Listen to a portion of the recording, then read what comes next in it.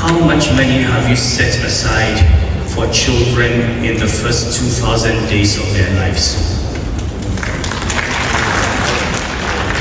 Have a line, budget line protected. How much money have you set aside for out-of-school children and re-enrollment? How much money have you set aside for skills for young adults? Without that, you cannot have a social policy. States in the zone that have maintained consistent budget allocations for social sectors, even through difficult years, have seen results. That consistency is itself a policy choice, and it is one that others can make. I know we talk about resources, and I know we don't have enough resources to solve our problems. But I also know that by simply reprioritizing spending, we can achieve much. The 2024 Lancet emphasized the shift from focusing only on the first 1,000 days, where survival and nutrition matter immensely, to including the next 1,000 days, where language, socio-emotional skills, and other cognitive development ensures the child's school readiness. I spoke about early literacy and the need for care in the home.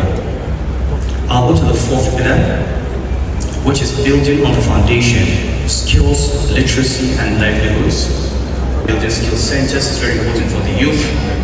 We should also focus on education for women who left school. So you've had girls who left school, they're young women, adult literacy for them would help in dealing with these issues. I'll spend time on the final pillar,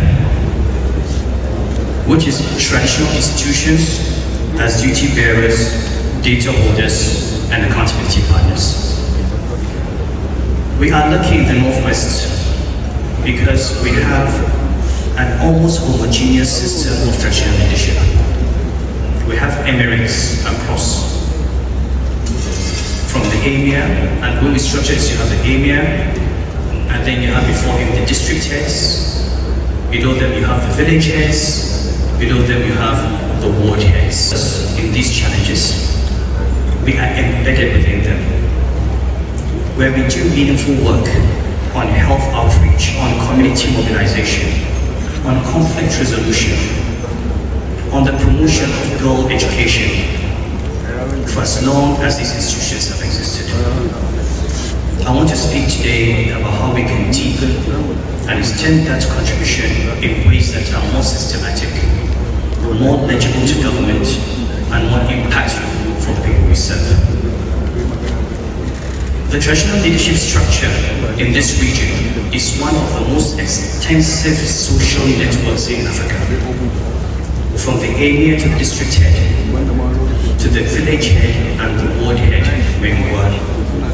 this architecture extends capillaries into every corner of the Northwest, reaching communities where few government officials visit regularly and where formal interventions may not yet have penetrated.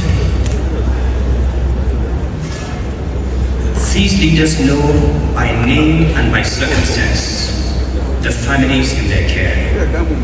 They know the widow who does not come forward, the family managing a child with a disability in private, the young man at risk, the woman who is pregnant.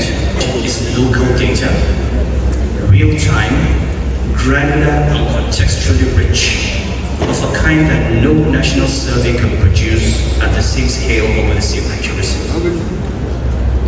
What we must now do is codify what we know in a form that the government can leverage. The informal intelligence that traditional leaders hold about their communities has not yet been systematically connected to the planning and targeting systems of the state. The CMAP, if she hasn't gone for antenatal, take her to antenatal, and we can follow. And the good thing is that every district head in Kano, I appoint. Every village head, I appoint. Every ward head, I appoint. So one instruction from the emirate goes down to the level. And we're here at the service of the government. So this is one instance. The second one coming up in July, I'm working with the Ford Foundation with a company called Diadem, and this is on education. Apart from the advocacy that will happen, apart from the sensation that will happen, we develop a software to monitor school attendance. In the first year, we'll do 100 schools. Over 3 years, we'll do 927. My friend Chichenya Bolu is funding it. We'll have about 1,000 schools in Kano. Teachers load information. If a child is absent from school, 7 days, 10 days, there's a red flag. And there are action points taken. Go to the parents. If they're trying to marry off a girl, let us intervene before it happens. If it is poverty, let us intervene before it happens. The reason I'm saying this is, we have all this knowledge, we have never really brought it into governance. We count malnourished children after they are malnourished. We were not there when the woman got pregnant. We're not there when the child was in the womb.